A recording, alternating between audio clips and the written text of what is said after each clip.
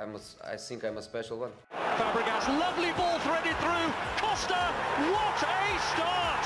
Frank Lampard to win it. He's got it. He's done it! The greatest night in the history of Chelsea Football Club. Welcome back to Son of Chelsea. Daniel Childs here. Hope you're doing really well. It's Tuesday the 10th of December. We're 15 days away from Christmas, but let's jump into added time, answering your questions that you kindly submitted. We've got some interesting topics as ever to delve into based on recent performances, injuries, and also even looking ahead to some players next season who will be joining the club. So a lot to delve into. Please like, subscribe, let me know your thoughts on everything we discuss in the comments below. Check out my Spurs review if you haven't already. And I just want to say another thank you for the response and positive comments, some really kind comments as well on the Liam Toomey interview that I posted on Friday.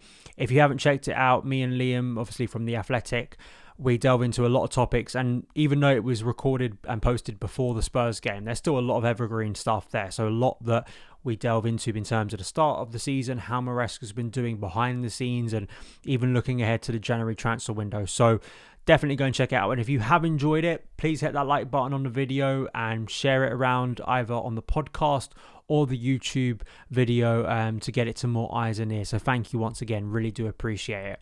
But let's jump into the questions. Firstly, here from Yo Jimbo, who asks, how big a blow is the injury to Lavia? We seem to be playing our best football since he's been in the team.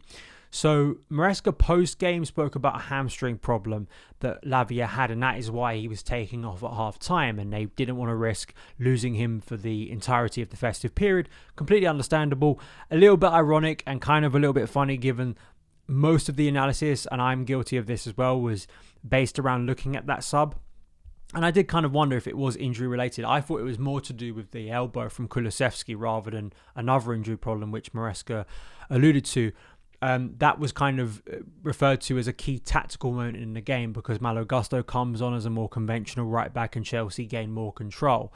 Whether that game still plays out the same way, we'll never know. But kind of sometimes, we delve so much into tactics and kind of how every maybe decision a coach makes is tactical, when sometimes it's just, a precaution, and maybe Chelsea would have gone on to win that game anyway because they're pretty dominant at the end of the first half with Lavia on the pitch. And, to your question about Lavia, I think the concern for me is they are having to be very cautious with him. He can't play seemingly more than one game a week at the moment. He's obviously not been included in the first phase of the Conference League. I believe he will get added to the knockout phase, but whether he plays much of it, I'm not entirely sure.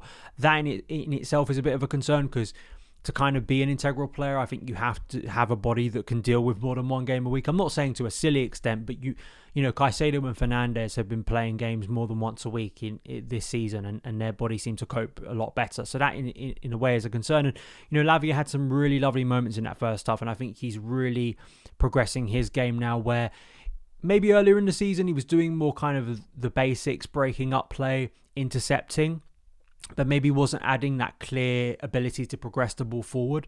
I think that absolutely was the case against Spurs. I think there's a real nice conviction to the way Lavia plays, and it's understandable why he has so much hype. I think it's just maybe trying to preserve him as much as you can. But I feel like having Lavia, Caicedo and Fernandes is clearly a balance that Maresca has found, and it's definitely been working in some important games recently. So hopefully he can get through it. But obviously my concern is beyond that kind of trio. You look, if you really have injury problems, and you have to start looking at, say, Keane and Dewsbury Hall and Surrey Cassidy, I think there is quite a big drop off, but that may be addressed next season. But I think it would be a massive blow because at the moment he does feel quite an integral first team player. Bob here asks, how will Estevao fit into the squad next season? Now, I don't know if this is come up again, his name's come up again, because it does come up pretty frequently when I ask for Chelsea questions because a lot of people are very excited. He is kind of one of the players of the season. I think he was awarded player of the season. Just looking at his numbers from who scored: 13 goals, 9 assists, 85 shots, 49 key passes and 84 dribbles. He has been a remarkable presence in that league, and given his age, it's absolute insanity. I know obviously we're talking about Brazilian football and there's a lot of young players who have broken records, but when you compare his numbers at this age to the likes of Neymar, to even more recently, of course, Endrick, it's remarkable. I still want to bring some caution, and that's not based on he isn't a talent. He isn't someone that looks, like he could go up to another level at Chelsea and looks like a real steal for Chelsea to get. It's just, I still want him to come into Chelsea and not be burdened by this ridiculous pressure. I think some of it is kind of gone now, like in terms of that not happening because of the way he has been talked up. So it's kind of now to a point where if Estevao comes in and doesn't hit the ground running, you are going to have a segment of people who will be like, what's the hype all about? But I think, I'm going to have some time for Estevao because he's a very young player, like Kendrick Pires, moving to a completely different country, culture. However, I think how he fits in, you've got to look at the squad so far this season. On the left of, wide players, if we're looking at wide players, and that's where he's most likely going to play. We've got Sancho, who's definitely going to be a permanent Chelsea player. Mykhailo Mudryk, Pedro Neto. Neto, of course, can play on either side, but then obviously off the right, it's been more Noni Madueke, but Cole Palmer obviously can play there as well, but Palmer kind of has more been a number 10 so far this year. Now, that's quite bulky. And even if you add Tyreek George onto that as well, who has played in wide positions, not frequently, but in the Conference League, there's a lot of names there, and Pires and Estevao will be added onto that as well. So I think there is going to have to be some shuffling. I feel like Mykhailo Mudryk is still the name that screams out to me as one I could see leaving the club if his situation doesn't drastically improve. I've said before that I feel that Nkunku, if you add him to this batch as well of a player whose future is not exactly clear at Chelsea, if again his situation doesn't change between now and the end of the season, I think he also could leave. So then really from a squad perspective, you freed up 2 spots, and then that's where Estevao and Pires will come into the attacking options for Chelsea. That's where I think he'll fit. I think he will play off the right. I think that's where he's obviously naturally played so far this season and for his very young career. Now, he's going to be up against some really stiff competition, more so than he has at Palmeiras. He's going to have to come up against players who are progressing quite quickly. Noni Madueke, I think, even with some of his flaws, is a significantly better footballer than he was a year ago. He is much more productive, and hopefully that's going to continue between now and May. Pedro Neto is a really good Premier League player. Jadon Sancho is finding some form as well. I know, again, we're talking left and right here, but in the fact that a lot of these players are quite versatile and can play off either flank, and you're competing for certain spots and where spots are going to open up. There also is the kind of growing feeling and confidence that Chelsea will have Champions League football. Great to have this young South American talent coming in and playing Champions League football. However, it maybe in some ways limits the obvious minutes that he could have gained this season. I don't want Chelsea to be in the Conference League or Europa League next season. That's not my point, but the great thing about the Conference League is it is kind of a nice way to embed players into your team and kind of give them some substantial minutes and then hopefully progress. He isn't going to have that as much next season, but the thing is with Estevao, I just hope the treatment of him, the integration of him is good enough, because listen, if Chelsea can in some ways rectify the mistake they made quite a long time ago of not securing that Neymar deal, you could have an insane player here.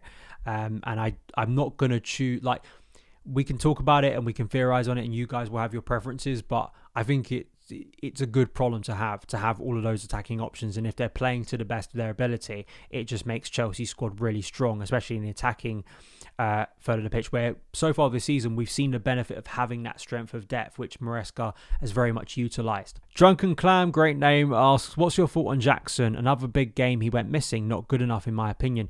I've seen a bit of this. I don't agree that Jackson going missing is some kind of big thing we really have to focus on.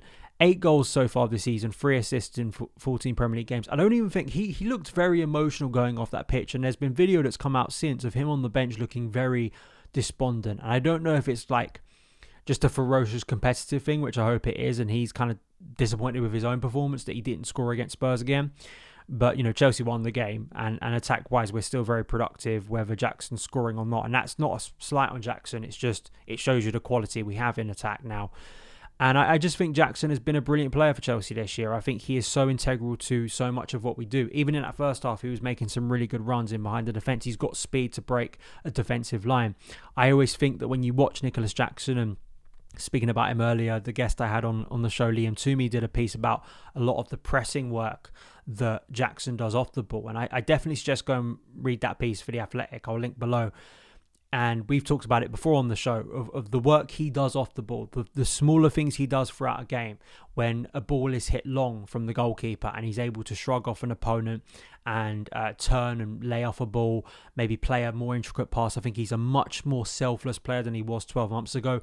If you watch him now, he's a lot more convincing in a number of areas, finishing, I think his movement, but also he is much more of a team player now.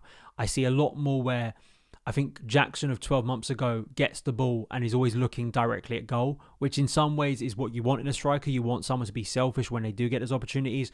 He's a lot more now of looking around him, understanding his space and finding, is there a better pass I could play at this moment rather than going alone myself, which I think he had an issue with last year. I don't think it's a big issue. I really don't, because the numbers already this season showcase a productive player. So his numbers I can't really grumble at.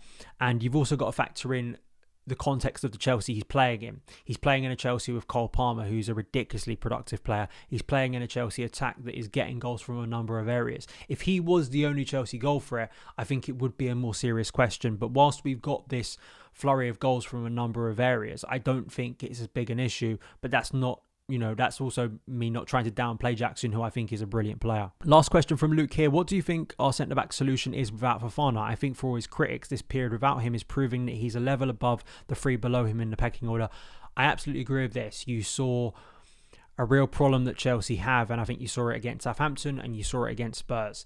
It is a massive drop-off, unfortunately. Fofana did have some dodgy moments earlier in the season, but I think pretty much since the Arsenal game, and I know that's not actually that long until he got that injury against Villa, he really has stepped up a level, because, Fofana, it's not just, his decision making and his ability as a defender to, cover space, cover angles, I think work quite well and grow a relationship with Levi. I also think it's his speed. He does it. It's not that Chelsea have no other quick defenders, but he is a really quick defender.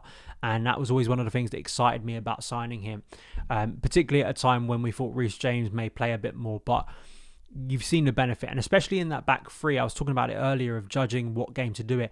I actually think those moments wouldn't be as problematic for Chelsea in that first half if Fofana is playing.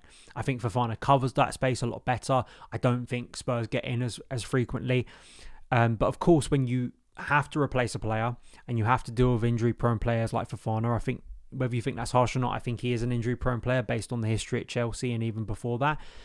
The drop-off is significant. I think it really is. And unfortunately, either you have the awkwardness of Badiashile, who can't really play on the right side. You have to shift him over to the left, and then maybe Levi there. The other two in Disasi and Tosin. I mean, Tosin arguably hasn't had enough Premier League football to make a firm judgment, and he was a decent Premier League player for Fulham. So I don't want to discount all of that. And he was a free signing basically, so it's not like he cost the club a fortune. Disasi, I mean, really is, I think, a problem for Chelsea in the sense that I don't think he's ever going to be more than your Conference League Carabao Cup player, and I don't think he is someone that you can really see becoming an instrumental kind of dominant defensive figure for Chelsea, unfortunately.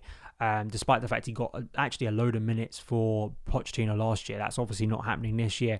So how you deal with that, I'm kind of a broken record. I think one of those was not loaning out one of your best defenders from last year, and also maybe looking for an older head in that defence. But it's not really the way Chelsea operate in the transfer window. This was something Liam also said to me, and it has kind of been reminded a number of times. Chelsea are not really in the business as much anymore of signing those 26, 27-year-olds. But I think the Van Dijk case at Liverpool or other ones we've seen down the years where you just kind of do wonder whether that defence needs an older, more experienced head who could come in and very much add a backup option if that's possible. Probably wouldn't if you're going for that kind of name and, that kind of age bracket. If you're dealing with someone in your 26 to 29 bracket, you're thinking about someone who's going to come in and instantly start games. If that would be a Ruben Diaz, I think not many Chelsea fans would argue with that. Ruben Diaz has been one of the Premier League's best defenders. He's a title winner. He's a Champions League winner.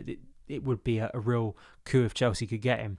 I think it is one of those things that I've talked about frequently in recent weeks that my concern with squad depth heading into next season is I think this season it's not been that big of a problem because our injury record hasn't been that bad, but you see a small glimpse of it with Fofana of the drop-off, and we get away with it, and I think we will get away with it because we've got a good attack this year and I think we can outscore most teams.